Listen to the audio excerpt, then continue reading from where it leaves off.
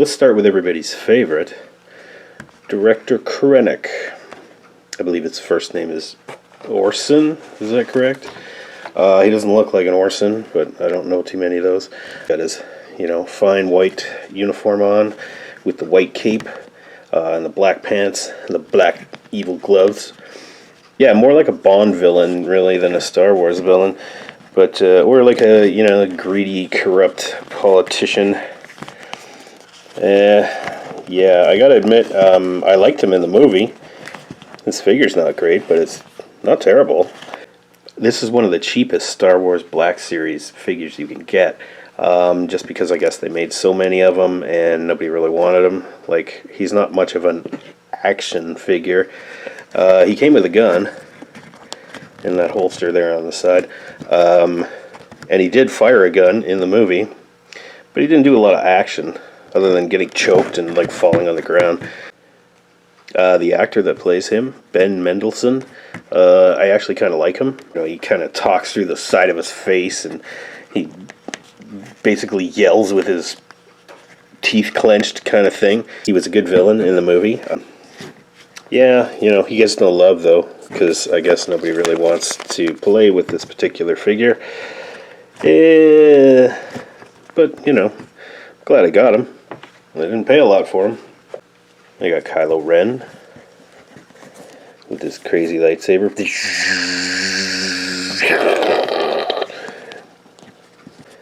Yeah, he looks pretty cool. I like his, fabric robes here, as well as like the plastic robes underneath.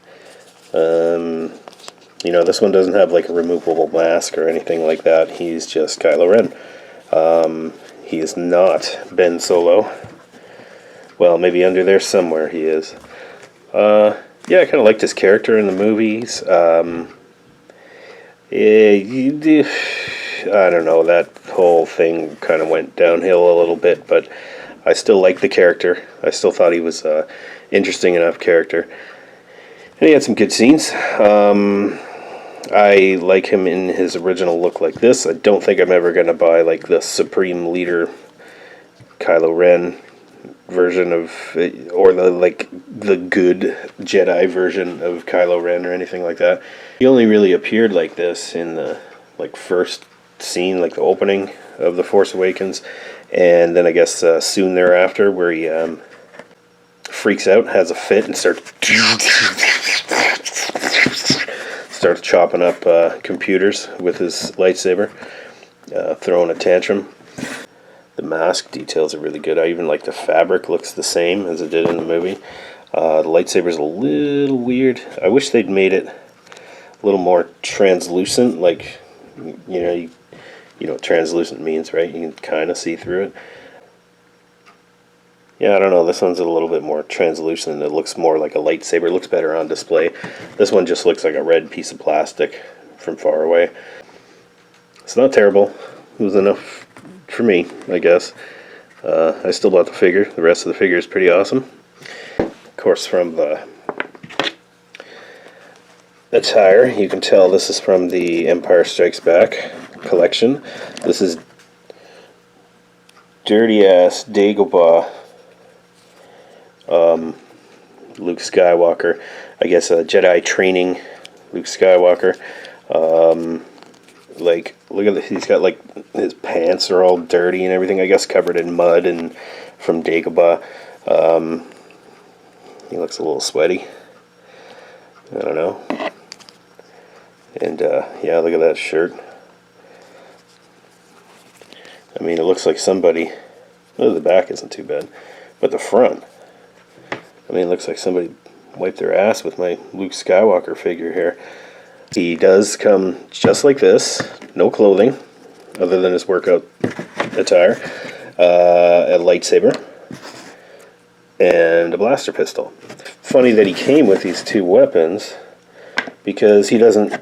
When he's dressed like this on screen in The Empire Strikes Back, he doesn't have any weapons at all. And basically, I think that it would have been better if they'd kind of give him an extra head where his eyes are closed and stretch out this hand. So it could be the scene where he attempts to lift the X-Wing out of the swamp. Oh no, we'll never get it out now. It's a pretty cool look for him, I mean, I'm not gonna lie. He looks good on display, next to Yoda. And, yeah. You're a step up from Farm Boy Luke, so... yeah. May the Force be with you. It's a trap. I really like this. This came out really nice. Yeah, you know, he's the fish head guy.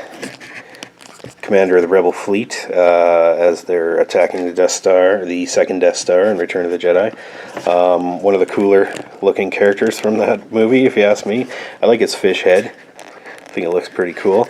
I like the fact you can actually open his mouth a little bit too.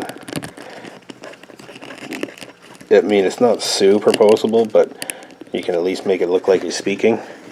Hey, did I mention it's a trap? It's not easy to keep his mouth closed though, but... oh, there we go. Yeah, and he's got this weird, like... I don't know, what was it, like a half apron or a pinny, or his, like, umpire gear? Or I don't know what the hell that is. So he came with that. I mean, he looks like he did in the movie. And he's got the weird long fingers. We can't repel firepower of that magnitude. And for some reason he came with a blaster too, like you know, your standard Rebel blaster or whatever. But I don't think I ever saw Admiral Akbar holding a gun, because he is a little more intimidating with it, I have to say. But he's more, you know, he was never one of those in the trenches, fighting on the beaches kind of rebels. He was always the, you know, had a cushy office job, more of the administration division of the Rebel Alliance. But they gave him a blaster, just in case he's got to shoot somebody at a board meeting or something like that. So I don't actually know the series numbers or anything on any of these figures, but you can find that out. All I can say is that you'll get a pretty good deal on that guy. Akbar, not so much.